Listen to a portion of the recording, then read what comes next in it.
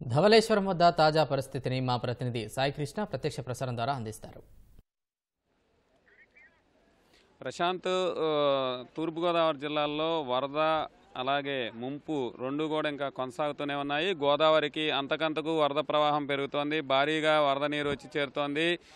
రాజమహేంద్రవరం అఖండ గోదావరి తీరానికి భారీగా గోదావరి వరద వస్తోంది. ధవళేశ్వరం ఆనకట్టకు అంతకంతకు ఆనకట్ట వద్ద నీటి ప్రవాహాలు పెరుగుతున్నాయి. ప్రస్తుతం మనం ధవళేశ్వరం సరార్థన్ కాటన్ బ్యారేజ్ వద్ద ఉన్నాం. ఇక్కడ ఉదయం నుంచి కూడా క్రమక్రమంగా గోదావరి పరవళ్లు దూకుతూ ఉధృతిగా ప్రవహిస్తుంది, ఉగ్రరూపం దాలుస్తోంది. ప్రస్తుతం ఇక్కడ 10 అడుగుల నీటి మట్టం కొనసాగుతోంది. ఇంకా వరద నీరు సుమారు 8 లక్షల క్యూసెక్కుల ప్రవాహం సముద్రంలోకి విడుదల చేస్తున్నారు. ఇంకా భద్రాచలం నుంచి భారీగా వరద నీరు వస్తోంది. అలాగే ఎగువ ప్రాంతంతో పాటు సీతానగరం మండలంతో పాటు దిగువన కోనసీమలో కూడా క్రమక్రమంగా లంక గ్రామాలను వరద నీరు చుట్టుముట్టేస్తోంది. ఈ ప్రవాహం ఇంకా రేపటికి మొదటి ప్రమాద హెచ్చరిక స్థాయి కూడా చేరే అవకాశం ఉందని జలవనరుల శాఖ అధికారులు అంచనా వేస్తున్నారు.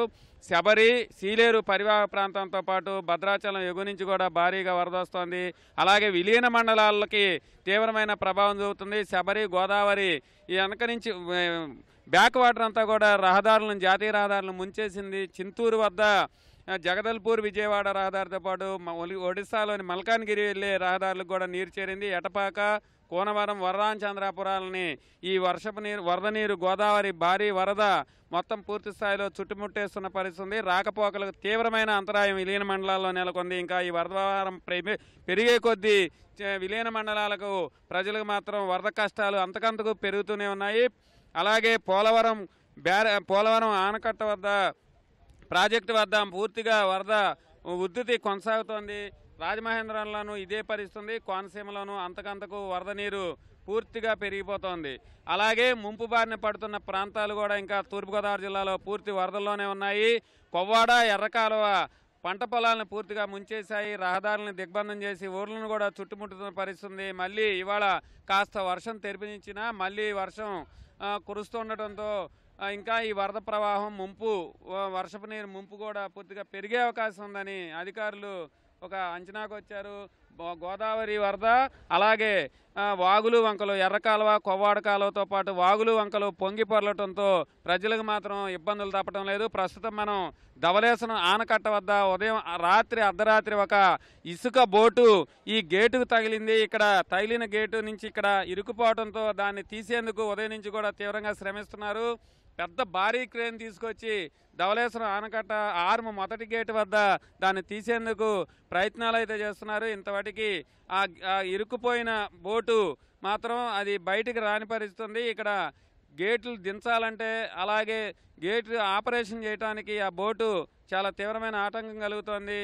దాన్ని తీసేందుకు మాత్రం అధికారులు శ్రమిస్తున్నారు. ధవళేశ్వరం ఆనకట్ట ఇప్పటికి సుమారుగా 2 గంటలుగా కూడా రాకపోకల వాహనాలు నిలిపివేసి ఈ ఆపరేషన్ కార్యక్రమం చేస్తున్నప్పటికీ ఆ బోటు రాకపోవడంతో అందరూ కూడా ఈ బయటికి తీసేందుకు మాత్రం జలవనరుల శాఖతో పాటు రెవెన్యూ, పోలీసు, అగ్నిమాపక శాఖ అధికారులు ఇక్కడే ప్రయత్నాలు అయితే చేస్తున్నారు. బోటు నిర్వాహకులు ఇది ఎక్కడి నుంచి వచ్చింది, దీంట్లో ఎందుకు ఈ బోటు కొట్టుకొచ్చింది, ఇసుక తవ్వకాల వల్ల లేదంటే ఖాళీగా ఒడ్డున ఉన్న బోటు అనేది మాత్రం ఇంకా తేలాల్సి ఉంది.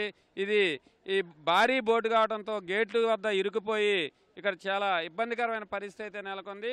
ధవళేశ్వరం ఆనకట్టపై నుంచి వాహనాలు రాకపోకలను నిలిపేశారు. ఈ బోటు వచ్చిన తర్వాతే, ఈ భారీ క్రేన్ తొలగించిన తర్వాతే రాకపోకలు సాగించే అవకాశం ఉంది. వరదతో పాటు వర్షపు ముంపు కూడా ఇంకా పొంచి ఉండటంతో తూర్పుగోదావరి జిల్లాలతో పాటు కోనసీమ జిల్లాల్లో వరి పంట ఇంకా పూర్తిగా ముంపిన బారినే ఉంది. పూర్తిగా నష్టపోతున్న పరిస్థితి అయితే ఉంది. వర్షాలు పూర్తిగా ఆగితేనే గ్రామాల్లో నుంచి వరద నీరు బయటకు వచ్చే అవకాశం ఉంది. మరోవైపు గోదావరి ప్రమాదకరంగా ప్రవహించడంతో రాకపోకలు సాగించవద్దని అధికారులు విజ్ఞప్తి చేస్తున్నారు. కెమెరామెన్ రమేష్తో సాయి కృష్ణ, ఈటీవీ న్యూస్.